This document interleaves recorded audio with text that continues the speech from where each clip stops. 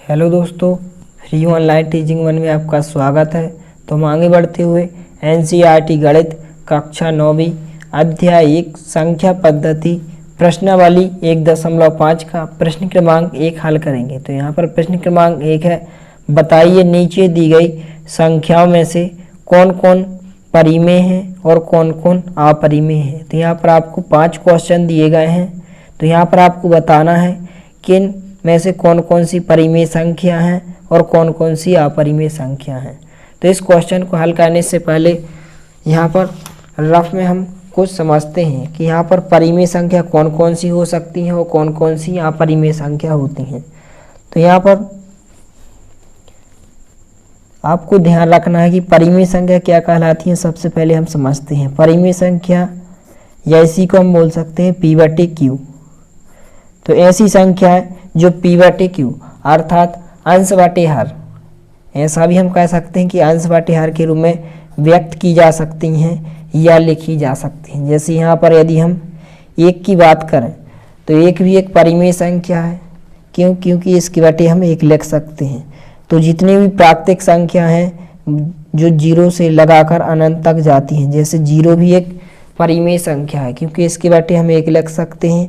1 भी एक परिमेय संख्या है क्योंकि इसके बटे भी 1 हो सकता है। इसी प्रकार से 2 भी एक परिमेय संख्या है क्योंकि इसके बटे में हम 1 लिख सकते हैं। इसी प्रकार से और भी संख्या हो सकती हैं, जैसे 4/3 भी एक परिमेय संख्या है। तो इस प्रकार की संख्या क्या होती हैं? परिमेय संख्या होती हैं। और यहाँ पर आपको ध्यान रखना है कि जितनी भी अंडर रूट वाली संख्या है जिनका पूर्ण वर्गमूल नहीं होता है, जैसे यहाँ पर कर्ण 2 की बात करें तो कर्ण 2 एक क्या है?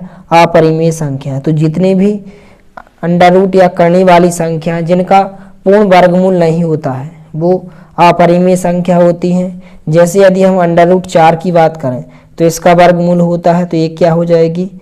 परिमेय संख्या हो जाएगी क्योंकि 4 का वर्गमूल 2 होता है। तो इसी प्रकार से आपको ध्यान रखना है कि ऐसी कर्ण वाली संख्या है जिनका वर्गमूल नहीं होता है वो क्या होती हैं? अपरिमेय संख्या होती हैं। अपरिमेय संख्या। तो आइए इस क्वेश्चन को यहाँ पर हम हल करते हैं।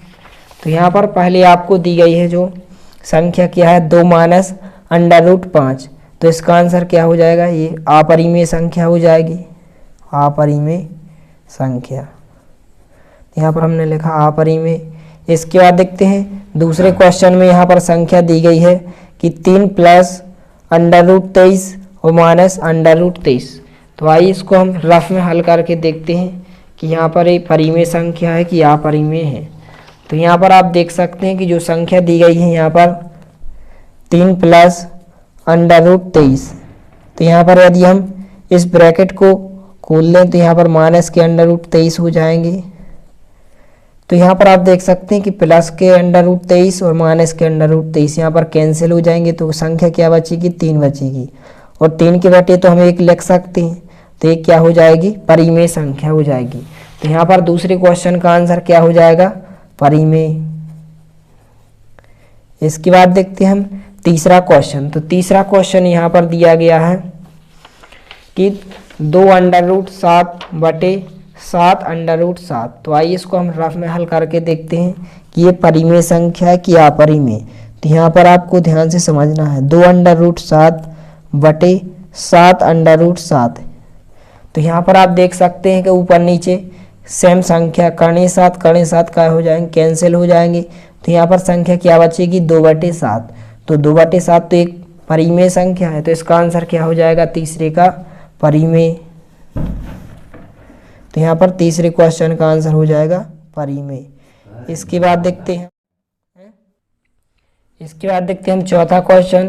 तो चौथा क्वेश्चन है 1/√2। तो यहाँ पर जितनी भी कर्ण वाली संख्या होती हैं जिनका वर्गमूल नहीं होता है, यहाँ पर कर्ण 2 का वर्गमूल नहीं होता है। तो यहाँ पर चौथे क्वेश्चन का आंसर क्या हो जाएगा? परिमेय। जो चौथे क्वेश्चन में संख्या दी गई है वो क्या हो जाएगी? अपरिमेय संख्या। तो यहाँ पर हो जाएगा अपरिमेय। इसके बाद देखते हैं पांचवा क्वेश्चन यहाँ पर है 2π। तो पाई एक क्या है? अपरिमेय संख्या है, इसलिए 2π भी क्या होगा? एक अपरिमेय संख्या होगी। तो इसका आंसर भी क्या हो जाएगा? अपरिमेय। तो इस प्रकार से आपके पांचों क्वेश्चंस के आंसर हो जाएंगे।